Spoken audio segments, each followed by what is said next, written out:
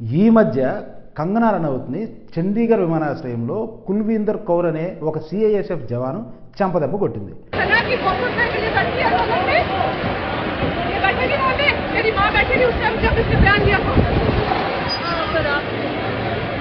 ఆమె పైన కేసు పెట్టారు, తర్వాత ఉద్యోగం నుంచి తొలగించారు, ఆ తర్వాత తొలగించడాన్ని ఆపి సస్పెన్షన్గా మార్చారు.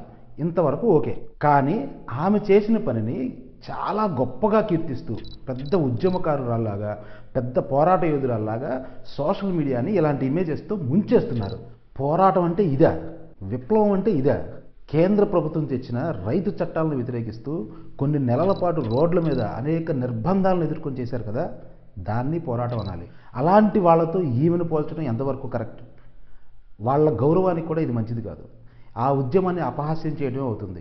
ఎందుకంటే కంగనా రనౌత్ని కొట్టింది ఆమె ఒక వల్నరబుల్ సిచ్యువేషన్లో ఉన్నప్పుడు, ఆమె ఒక నిస్సహాయ స్థితిలో ఉన్నప్పుడు. ఇలాంటి కండిషన్లో కొట్టడాన్ని అస్సలు సమర్థించలేం.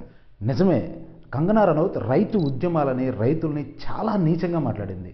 పెయిడ్ ఆర్టిస్ట్ అని, ఖలిస్తాన్ తీవ్రవాదులని, 100 రూపాయలు ఇస్తే ఇలాంటి ఫేక్ ఉద్యమకారులు పుట్టుకొస్తారని, ఇలా చాలా నీచంగానే మాట్లాడింది. తాను చేసిన కామెంట్స్కి వచ్చిన వ్యతిరేకత మూలంగా కాస్త తగ్గి సిచ్యువేషన్ నార్మల్ చేయడానికి ట్విట్టర్ వేదికగా తర్వాత కొన్ని కామెంట్స్ కూడా చేసింది. నిజంగా కుల్వీందర్ కౌర్కి కంగనా అన్న మాటల మీద కోపం ఉంటే అప్పుడే ఆమె ప్లేస్కి వెళ్ళి ఒక చెంపదెబ్బ కొట్టినా అందులో నిజాయితీ అని, లేదా ఆమెకు పోరాట పటిమ ఉందని మనం అర్థం చేసుకోవచ్చు. కానీ ఇది కాదు. ఈమె డ్యూటీ చేసే ప్లేస్కి వచ్చినప్పుడు, అది ఈమె యూనిఫామ్లో ఉన్నప్పుడు, ఎదురు తిరిగి కొట్టలేని సిచ్యువేషన్లో కంగనా ఉన్నప్పుడు ఇలా చేయడం ధీరత్వం అనిపించుకోదు.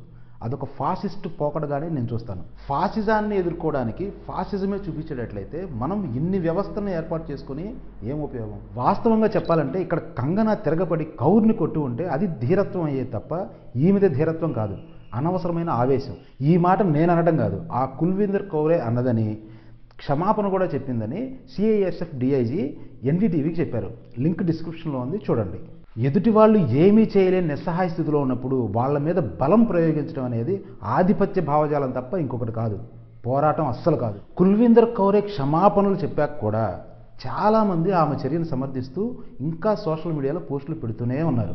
చివరికి రైతు సంఘాల వాళ్ళు సైతం ఆమె చర్యల్ని పత్రికాముఖంగా సమర్థిస్తున్నారు.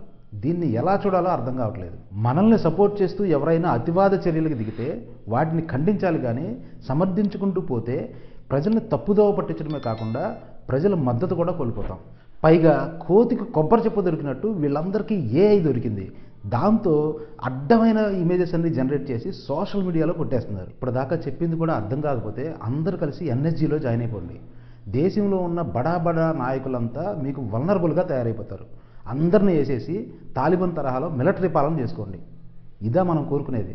ఇంత పెద్ద దేశంలో ఇన్ని సంస్కృతులు, ఇన్ని భిన్నమైన జీవన విధానాలు ఉన్న దేశంలో డిఫరెన్స్ ఆఫ్ ఒపీనియన్ ఉండడం అనేది చాలా సహజం. దాన్ని యాక్సెప్ట్ చేసి డైలాగ్తో సమస్యల్ని పరిష్కరించుకోవాలి. కానీ ఇలా వల్నరబుల్గా, అంటే నిస్సహాయ స్థితిలో ఉన్న వ్యక్తుల మీద దాడులు చేసి చేయి చేసుకొని దాన్నే హీరోయిజం అనుకోవడం, దాన్నే పోరాటం అనుకోవడం కరెక్ట్ కాదు. ఈ చర్యని ఒక ఇన్స్టిట్యూషనల్ క్రైమ్గానే పరిగణించాలి. ఒకవేళ కంగనా తప్పు చేసి ఉన్నా సరే. ఒక చిన్న ఉదాహరణతో దీన్ని ముగిద్దాం. మీరు త్రిబుల్ రైడింగ్ చేస్తూ పోలీసులకు దొరికిపోయారు అనుకున్నాం. ఆ పోలీసు మీద గతంలో మీరు ఏదైనా విమర్శ చేసి ఉంటే, అతడు ఆ కారణం చేత ఇప్పుడు మిమ్మల్ని కొడితే మీరు దాన్ని సమర్థిస్తారా? ఆలోచించండి.